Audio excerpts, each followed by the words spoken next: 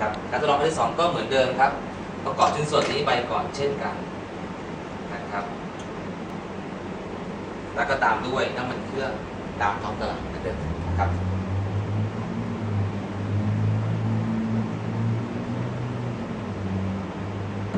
ใส่ไปเลยนะครับโอเคแต่ครั้งนี้ครับจะพิเศษกว่าครั้งแรกคือเราจะใช้ซูเปอร์อเมริกันพลัสหรือหัวเชื้อน้ำมันเครื่องที่นำเข้าจากประเทศเกาหลีโดยบริษัทดงจินเอเชียผสมเข้าไป 10% นะครับ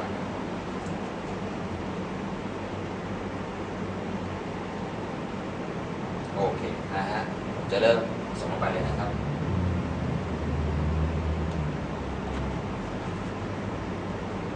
วอร์มเครื่องเล็กน้อยนะครับเพื่อให้น้ำยาและหัวเชื้อน้ำมันเครื่องนะครับและน้ำมันเครื่องเนี่ยเข้ากันเป็นเนื้อเดียวกันก่อน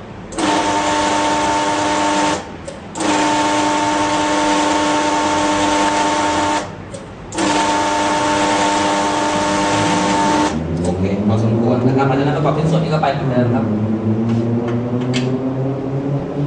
ทุกอย่างเหมือนกับครั้งแรกเรียบร้อยแล้วนะครับก็จะเริ่มทำการทดลองโดยโหลดน้ำหนักไปทีละก้อนเช่นกันสังเกตปฏิกิริยาและน้ำหนักที่เราถ่วงได้ว่าได้กี่ก้อนนะครับเริ่มไปนะครับผมก้อนแรกก่อนนะครับก็ยังทำงานได้ปกติเช่นกันนะครับไปก้อนที่2ครับเป็น200 กิโลนะครับจะสังเกตว่าเปรียบเทียบกับครั้งแรกนั้นจะสมูทกว่านะครับผมไปอีก1ก้อนเป็นก้อนที่3นะครับ300 กิโลอย่างนี้ฮะครั้งแรกเครื่องน็อกไปแล้วแต่เมื่อใส่ซูเปอร์เมทัลพัทช่วยเข้าไปเป็นไงครับไม่น่าเชื่อนะครับผมขออนุญาตไปอีก1ก้อนครับเป็น400 กิโลนะครับก็ไม่น่าจะเป็นการยังไปได้อยู่นะครับขออนุญาตอีก1ก้อนนี่พิเศษสุดเลยนะครับน้ำหนัก2 กิโลหรือเท่ากับ200 กิโลเมื่อใส่ไปแล้วก็คือ600น้ำหนัก2 เท่าตัวนะครับตอนนี้แต่ไม่น่าเชื่อว่ายังสามารถทำงานได้ปกติเลยนะครับเป็นไปได้อย่างไรนะครับนี่คือประสิทธิภาพของเขาในการลดค่าสมรรถสิทธิ์การเสียดทานได้ถึง1/100เลยนะครับโอเคนะครับอันนี้คือส่วนหนึ่งเท่านั้นหน้าที่ของเขาในการลดค่าเสียดทานลงนะครับแต่ในส่วนหนึ่งครับที่ผมอยากจะเสริมเข้าไปอีกนิดหนึ่งสินค้าประเภทนี้ที่เป็นหัวเชื้อตามท้องตลาดมีหลายตัวเช่นกันมีหลายยี่ห้อนำเข้ามาจากหลายประเทศเช่นกันแต่การทำงานส่วนใหญ่นะครับเขาจะเป็นการทำงานแบบโคตติ้งหรือการเคลือบนะครับที่ทิ้งไว้นานๆโคตติ้งเรื่อยๆนะครับสิ่งที่ทิ้งไว้คือชั้นฟิล์มบางๆนะครับชั้นฟิล์มบางๆเนี่ยถามว่ามีผลระยะยาวกับเครื่องยนต์อย่างไรนะครับลูกเหล็กครับเมื่อถูกเคลือบมากๆเข้า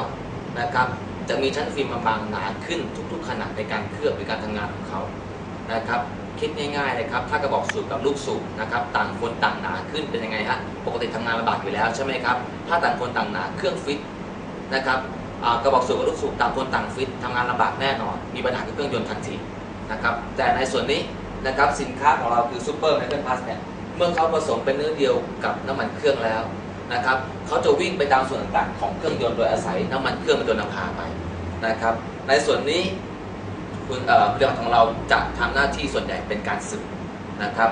บางท่านสงสัยว่าซึมได้อย่างไรนะครับเหล็กทั้งรุ่นนะครับเครื่องยนต์ส่วนใหญ่จะเป็นเหล็กใช่ไหมฮะเป็นโลหะนะครับถ้าพื้นผิวอย่างนี้ครับเรียบๆอย่างนี้การที่จะวิ่งเข้าไปซึมเลยไม่ได้ครับลำบากแน่นอนนะครับแต่ในส่วนนี้ครับเมื่อเขาวิ่งไปเจอบาดแผลส่วนที่เป็นสึกหรออย่างนี้ครับเห็นไหมฮะนะครับจะเห็นว่ามีบาดแผลขึ้นโอเคด้วยตาเปล่าเราอาจจะมองไม่เห็นนะครับแต่ในส่วนนี้เมื่อน้ำมันเครื่องนำพาเข้าไปใช่ไหมครับไปเจอบาดแผล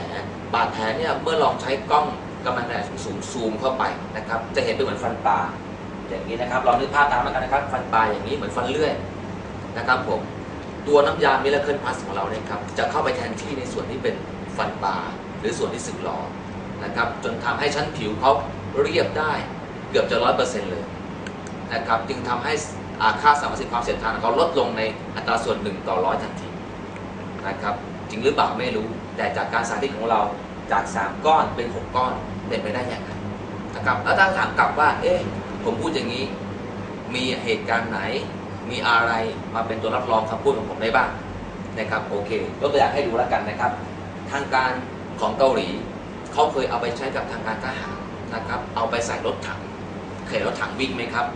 เวลาเขาวิ่งเร็วแล้วว่าเจอเนินดินเนี่ยกระแทกกระทันตลอดเวลานะครับคนขับเชื่อไหมฮะขับจนถังน้ำมันแตกครับแต่ไม่รู้ตัวครับว่าถังน้ำมันแตก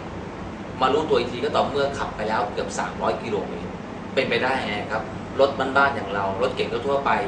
นะครับถ้าถังน้ำมันแตกหรือไม่มีน้ำมัน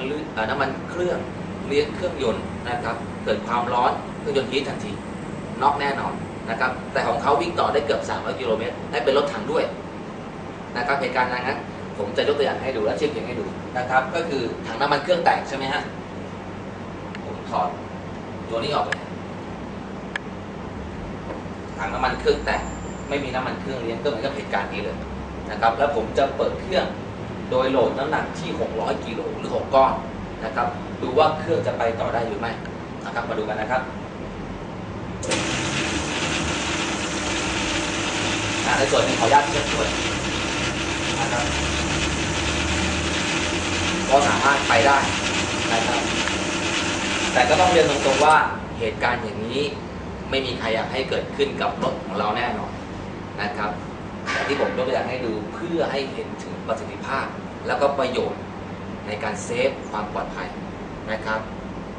ดีกว่าไหมครับถ้ารถของคุณเกิดน้ำมันเครื่องแห้งไปแล้วแต่สามารถวิ่งต่อไปได้ถามว่าวิ่งต่อไปได้เพื่ออะไรครับลองนึกภาพง่ายๆครับท่านผู้หญิงที่ขับรถแล้วไปน็อกกลางซอยเปลี่ยวๆนะครับดีกว่าไหมที่รถยังสามารถเคลื่อนต่อได้แล้วไปจอดไปยังในที่ที่ปลอดภัยว่าจะเป็นพวกปั๊มน้ำมันหรือที่สว่างนะครับนั่นคือเหตุการณ์เซฟเบื้องต้นแล้วนะครับและนี่ก็คือส่วนหนึ่งเท่านั้นนะครับประสิทธิภาพการทำงานของเขานะครับที่ผมจะให้ดูต่อไปนะครับก็คือในส่วนของสิ่งสกปรกหรือสิ่งที่ตกค้างอยู่ในแทงน้ำมันเครื่องนะครับน้ำมันเครื่องที่เสียไปแล้วนะครับเททิ้งไปจะมาดูเฉพาะในส่วนของสิ่งสกปรกที่ตกค้างอยู่ในถังน้ำมันเครื่องก็แน่นอนนะครับว่าธรรมชาติแล้วทุกอย่างการทำงานทุกอย่างนะครับมีการสึกหรอทั้งหมดไม่มีสิ่งไหนที่อยู่คงทนถาวรแต่ทำยังไงครับให้การทำงานของเครื่องยนต์ของเราสึกหรอน้อยลงและก็สามารถใช้งานได้ยืนยาวขึ้นนะครับเปรียบเทียบนะฮะนี่เกิดจาก3 ก้อนหรือ300 กิโลแต่นี่นะครับเกิดจาก6 ก้อนหรือ600 กิโลแต่มีซูเปอร์มิลลิกันพลัสเป็นตัวช่วยความแตกต่างชัดเจน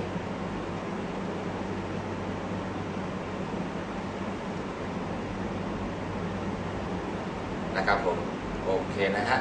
และนี่นะครับจะเป็นตัวคำตอบว่าทำไมของเราถึงการันตีว่า 150,000 กิโลเมตรคุณถึงเปลี่ยนถ่ายน้ำมันเครื่องนะเพราะในเมื่อตัวนี้หรือตะกอนที่เกิดจากการเสียดสีมันน้อยลงนั่นทำให้ประสิทธิภาพในการหล่อลื่นของน้ำมันเครื่องยืดอายุออกไปได้ยาวขึ้นนะครับจึงไม่น่าแปลกใจเลยว่า150,000เปลี่ยนได้ยังไงเพียงแค่ครั้งเดียวนะครับและทีนี้นะครับในส่วนหนึ่ง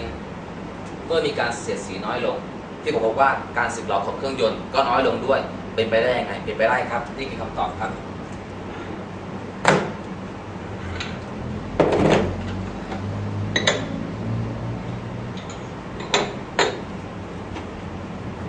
สิ่งที่ท่านจะเห็นต่อไปนี้นะครับไม่ใช่มายากลแต่นี่คือวิทยาศาสตร์มาจากการทดลองจริงๆนะครับนี่คือรอยที่เกิดจาก6 ก้อนเมื่อกี้เองนะครับแต่นี่คือรอยที่เกิดจาก3 ก้อนสำหรับน้ำมันเครื่องทั่วๆไปนะครับ